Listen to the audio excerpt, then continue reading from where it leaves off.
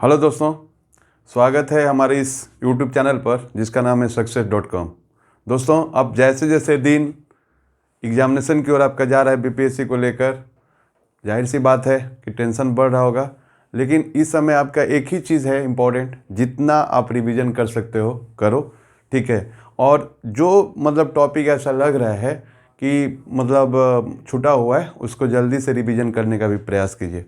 दोस्तों, जो है हम आपको कुछ टॉपिक्स लेकर आए हैं क्विक सीरीज में, एक नया टॉपिक जिनका नाम है चंपारण सत्याग्रह। दोस्तों, आपको पता होना चाहिए कि बिहार के रिलेटेड बीपीएससी के रिलेटेड एग्जाम में गांधी जी से रिलेटेड या किसान आंदोलन से रिलेटेड क्वेश्चन कन्फर्म आते हैं।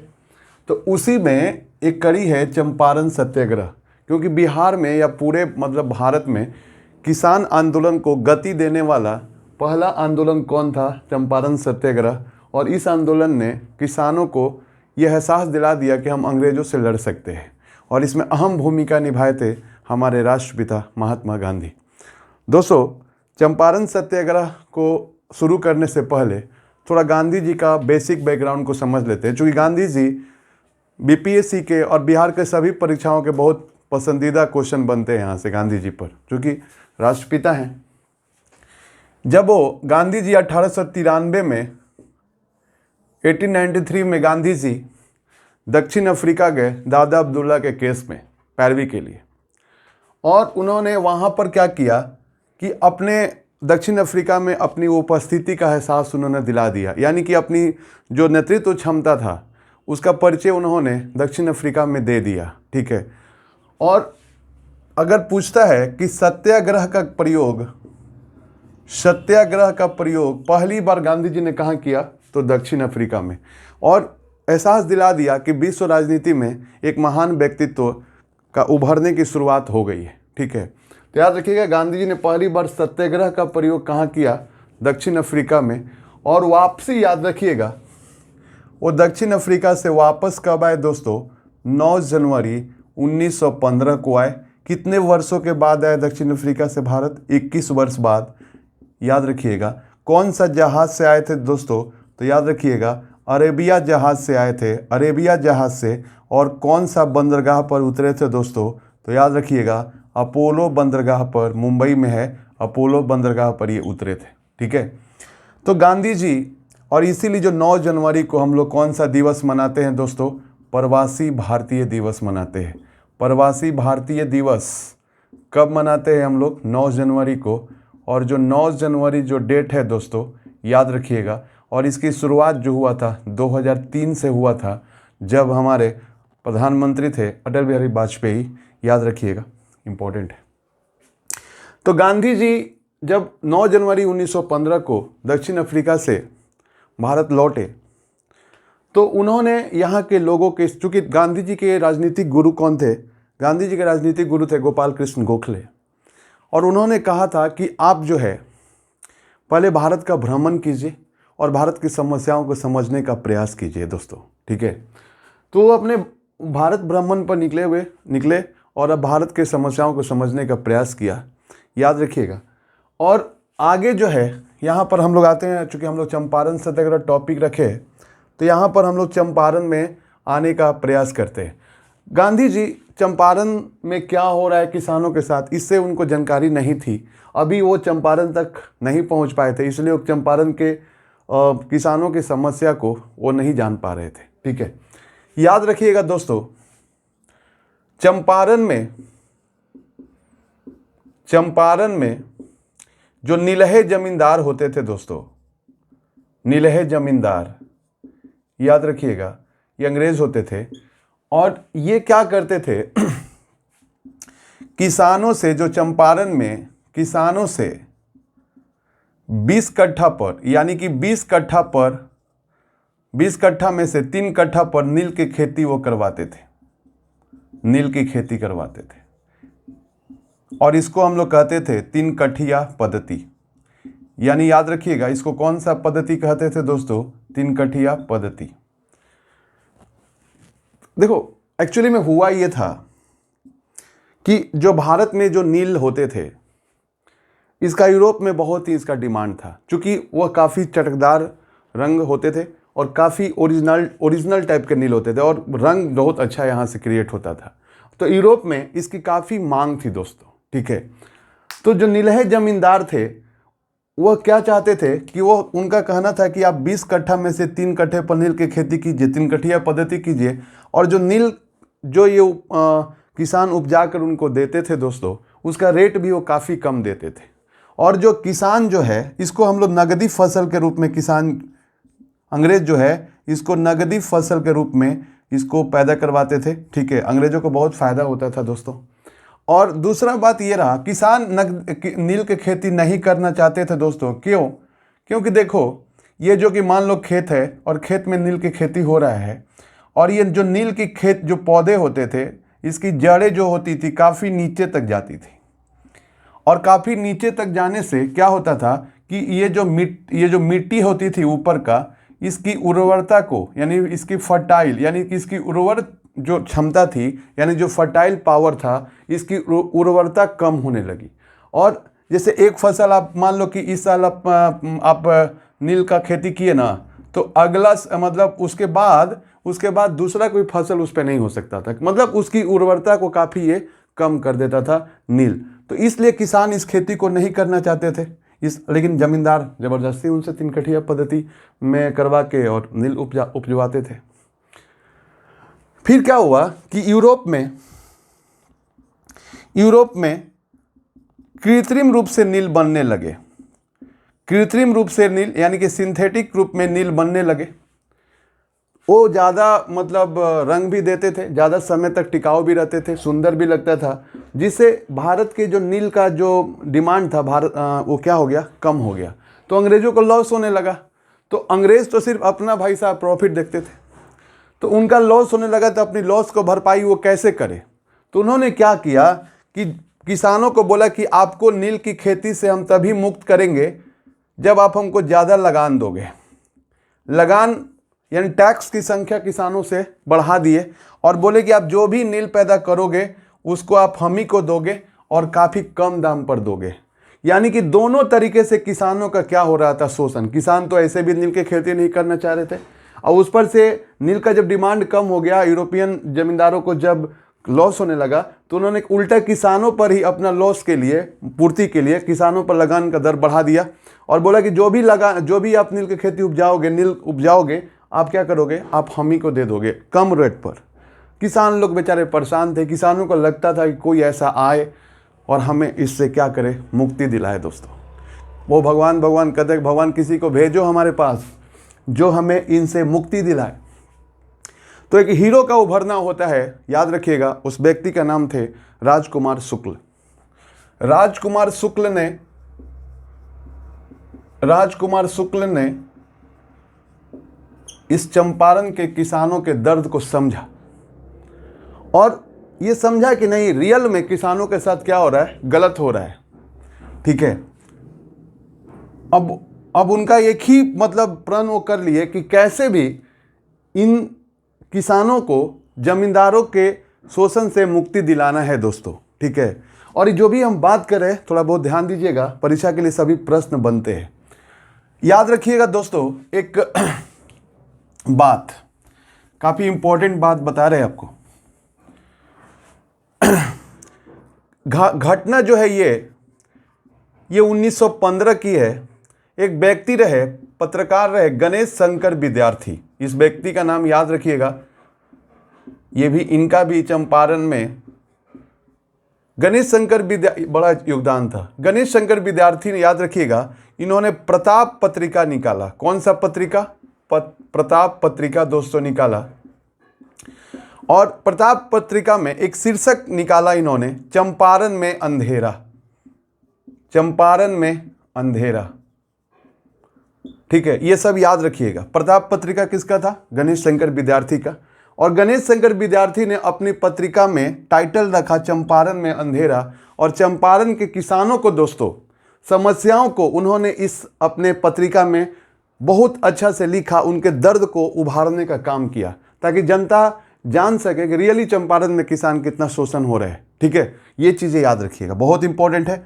और गणेश शंकर विद्यार्थी ने राजकुमार शुक्ल से कहा कि तुम चंपारण की समस्याओं का दूर करने के लिए महात्मा गांधी से मिलो, क्योंकि वह एक नेता के रूप में, एक राष्ट्रीय नेता के रूप में वो धीरे धीरे क्या कर रहे हैं, उभर रहे हैं। और उन्होंने बताया कि लगता है कि गांधी जी ही इस चंपारण में किसानों की समस्या से मुक्ति दिला सकते हैं, अंग्रेजों से मुक्ति दिला सकते हैं। अब देखिए यहाँ से आपके परीक्षा के लिए तो याद रखिएगा इस व्यक्ति का नाम जो पहले बताया वो तो आपके लिए इंपॉर्टेंट ही है, गणेश शंकर विद्यार्थी। ठीक है। 1916 में कांग्रेस का लखनऊ में अधिवेशन हो रहा था। दोस्तों ये न जाने कितनी बार परीक्षाओं में पूछा है। 1916 में कांग्रेस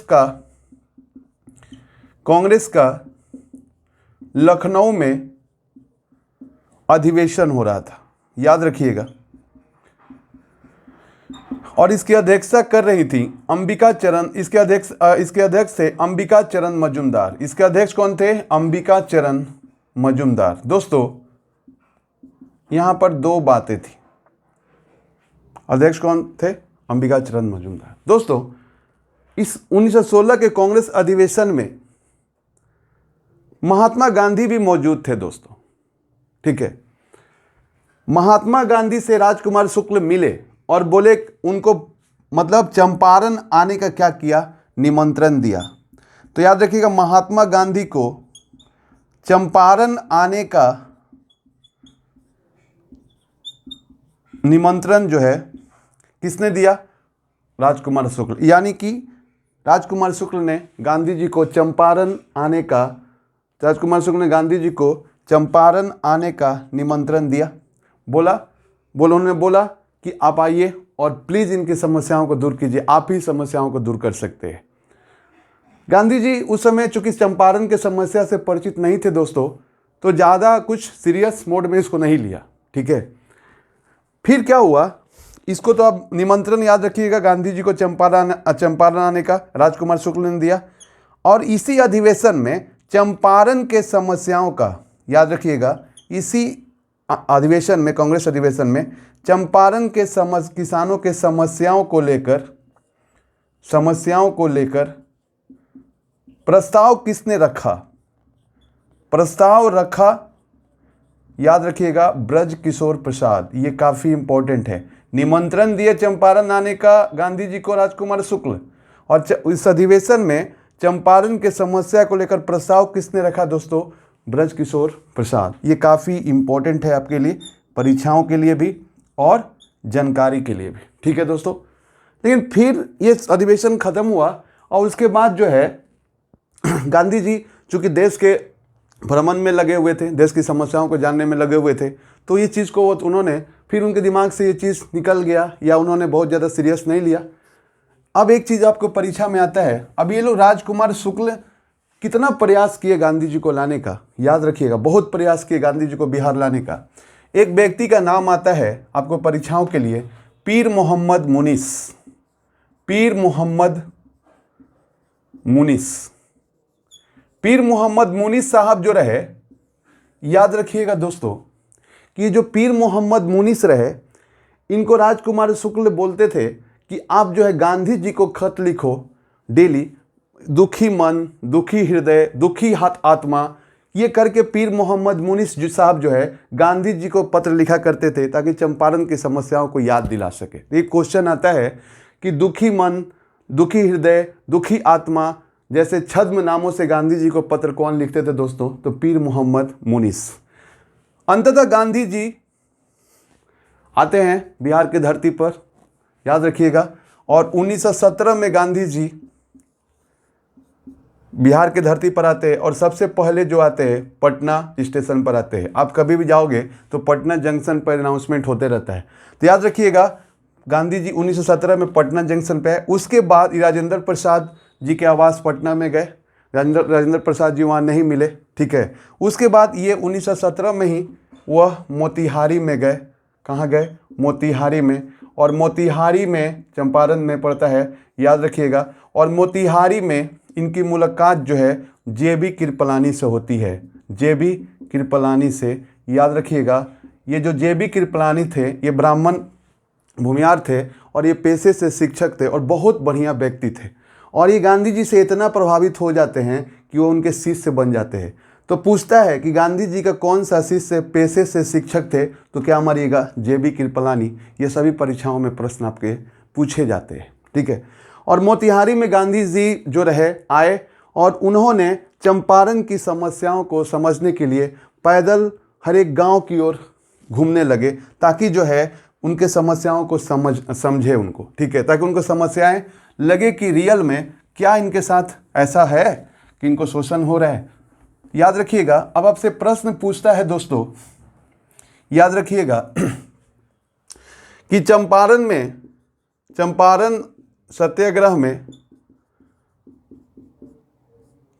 सत्याग्रह, याद रखिएगा, चंपारण में गांधी जी ने पहली बार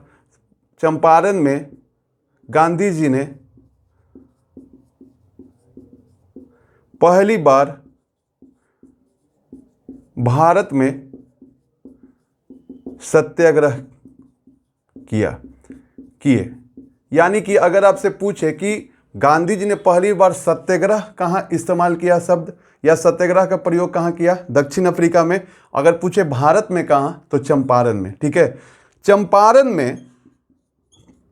चंपारण सत्याग्रह मतलब सत्य के लिए आग्रह। चंपारण सत्याग्रह में दोस्तों गांधी जी के साथ कौन थे, तो गांधी जी के सहयोगी कौन थे। ये देखो, ये सभी आपके पीटी के लिए प्रश्न बनता है। गांधी जी के सहयोगी थे, ठीक है, कौन कौन, याद रखिएगा, जेबी कृपलानी, महादेव देसाई, ये सब नाम याद रखिएगा दोस्तों, ठीक है। राजेंद्र प्रसाद,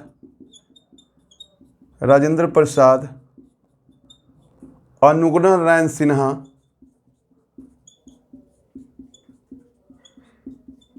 सिंह, याद रखिएगा। आगे और कौन, ब्रज किशोर प्रसाद, मजहरुल हक,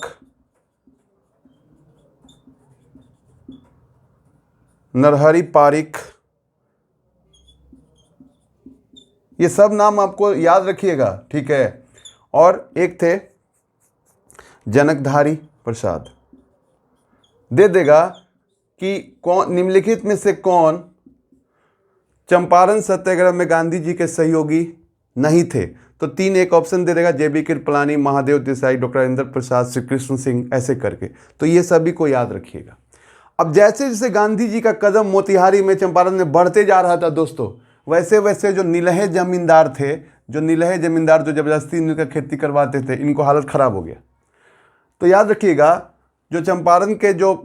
चंपारण में मोतिहारी में धारा 144 लगा दिया गया, धारा 144, और गांधी जी को वापस जाने के लिए बोला गया कि आप मोतिहारी से वापस चले जाइए। गांधी जी ने बोला कि मैं वापस नहीं जाऊंगा। पहली बार दोस्तों चंपारण में, याद रखिएगा, चंपारण सत्याग्रह के दौरान, ये बीपीएससी में ही प्रश्न आया हुआ है, चंपारण सत्याग्रह के दौरान गांधी जी ने सविनय अयोग्या का प्रयोग किया। सविनय अयोग्या आंदोलन 1930 में, वो अलग बात है।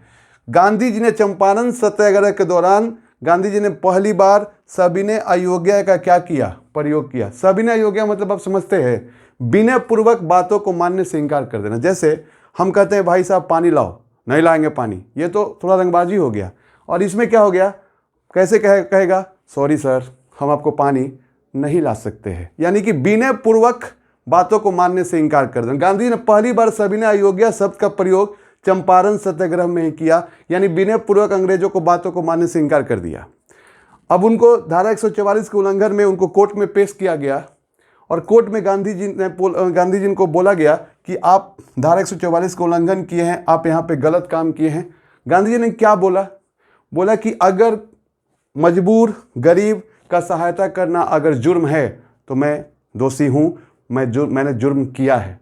अब गांधी जी ने जज को भी फेरा में डाल दिया। जज ने गांधी जी को छोड़ने पर, जज जो रहे गांधी जी को छोड़ने पर मजबूर हो गए, ठीक है। अब जो डीएम रहे वहाँ के, उन्होंने बोला गांधी जी को कि आप यार चले क्यों नहीं जाते। गांधी जी ने बोला कि मैं क्यों जाऊं। तो ठीक है, तो बोला कि अंग्रेज वो जो जिलाधिकारी थे उन्होंने बोला कि भाई साहब हम जो भी यहाँ पर हो रहा है वो सभी सही हो रहा है। तो बोले गांधी जी बोले कि ठीक है, आप हमको लिखित रूप से दे दीजिए कि सब सही हो रहा है, हम चले जाएंगे। अगर वो डीएम गलती से भी अगर ये बात लिख देता कि हाँ यहाँ पर सही हो रहा है, तो उसे गांधी जी बैंड बजा देते, क्योंकि वो लंदन तक चले जाते उस कागज़ को लेकर और उसका ड्यूटी वूटी सब उसको ख़त्म करवा देते दोस्त। तो अंत में जो रहा ये बात जो है, बिहार के उस समय बिहार के लेफ्टिनेंट गवर्नर रहे, याद रखिएगा, स्टुअर्ट थे उनका नाम था। बिहार के जो लेफ्टिनेंट गवर्नर रहे उनके पास जो है उनके पास ये जाता है और याद रखिएगा कि एल्बर्ट गेट, उनका नाम क्या था, एल्बर्ट गेट। और ये रखिए, ये जो बिहार के लेफ्टिनेंट गवर्नर है ये एक कमेटी बनवाते हैं, इसका नाम रहता है, यानी गांधी जी के आगे अंग्रेज नतमस्तक हो गए दोस्तों। ठीक है, चंपारण कृषक जांच समिति बना दोस्तों, चंपारण एग्रीगेरियन कमेटी भी कहते हैं इसको। ठीक है, और इसमें जो रहे, इसमें कौन कौन सा, एक तो अध्यक्ष रहे एफजी सलाई। अगर पूछेगा कि चंपारण कृषक जांच समिति के अध्यक्ष कौन थे दोस्तों, तो एफजी सलाई अध्यक्ष थे ये। ठीक है, और इसमें याद रखिएगा रीड भी थे, पूरा नाम नहीं है, रीड भी, रैनी याद रखिएगा, अदामी और हरिप्रसाद नारायण याद रखिएगा, हरिप्रसाद नारायण।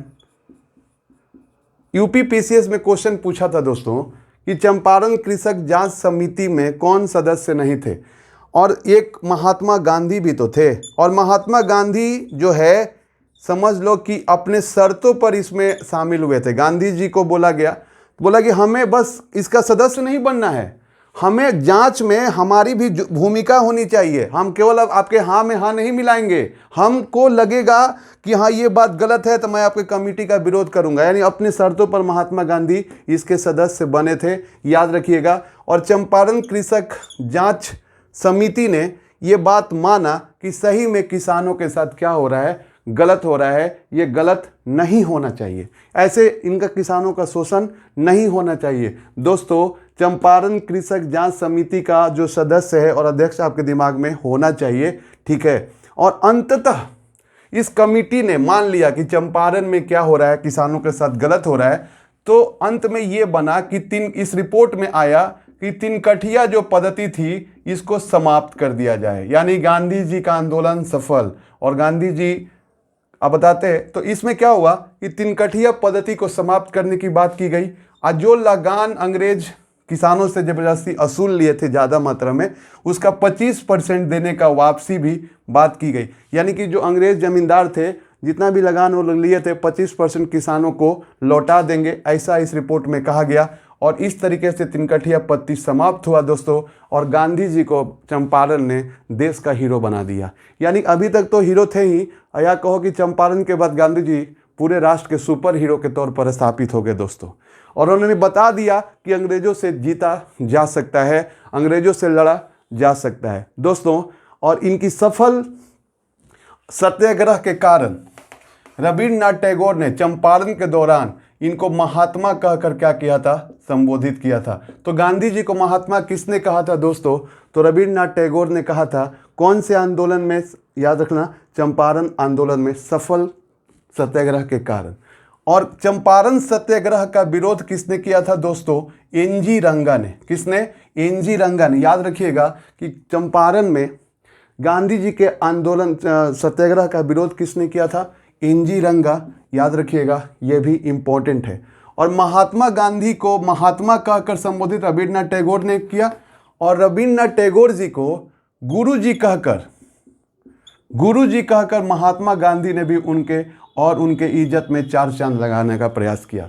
तो रविन्द्रनाथ टैगोर को गुरु जी कहकर किसने संबोधित किया, तो याद रखिएगा, महात्मा गांधी। और इस तरह चंपारण की धरती ने महात्मा गांधी को इनको राष्ट्र का हीरो बना दिया, सुपर हीरो बना दिया। अब इनके देश के नागरिकों में ये बात बैठ गई कि अब हमें अंग्रेजों से मुक्ति कोई अगर दिला सकता है तो हमारे महात्मा गांधी ही दिला सकते हैं दोस्तों। तो इस तरीके से चंपारण का में गांधी जी ने अन्य आंदोलनों को क्या किया। अब इनके बाद बहुत सारे आंदोलन आएंगे, किसान आंदोलन, और काफ़ी सफल होंगे। यानी परिणाम यह हुआ दोस्तों कि इन्होंने अन्य किसान आंदोलनों को गति देने का काम किया और किसान आंदोलन को हिम्मत देने का काम किया कि तुम अंग्रेज से क्या कर सकते हो, जीत सकते हो। दोस्तों ये इम्पोर्टेंट कड़ी है। और भी उसके बाद स्वामी सहजानंद सरस्वती आएंगे किसान आंदोलन में, क्योंकि उनके बिना न तो किसान आंदोलन आगे बढ़ेगा। तो याद रखिएगा, सहजानंद सरस्वती का किसान आंदोलन में बहुत महत्वपूर्ण रोल है। ये हम लोग कल के टॉपिक में समझने का प्रयास करेंगे, क्योंकि इनके बिना किसान आंदोलन अधूरा लगता है। ठीक है, तो याद रखिएगा दोस्तों, अब ये सभी आपको दिमाग में रहना चाहिए और उम्मीद करते हैं आपको अच्छा लगा होगा। अगर अच्छा लगा होगा तो प्लीज़ हमें लाइक शेयर सब्सक्राइब करो दोस्तों, क्योंकि आपके लाइक शेयर सब्सक्राइब से हमारा भी हौसला क्या होता है, बढ़ता है। चलते हैं, अगले वीडियो में मिलेंगे। Take care.